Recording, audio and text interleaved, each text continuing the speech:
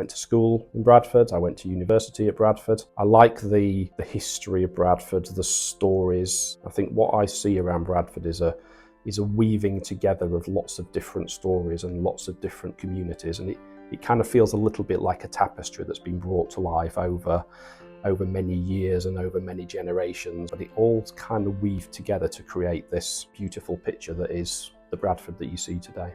My nana and granddad used to live in Girlington, and I hadn't been back for 30 years. And I pulled my car up, got out onto the street.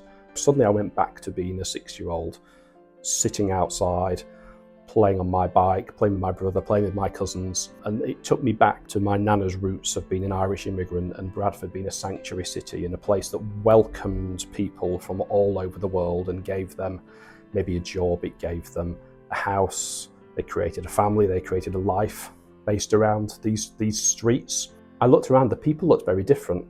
There were lots of South Asian families, and what struck me was kids were playing out on bikes. People were talking over the garden gate like they used to do 30 years ago in those same streets.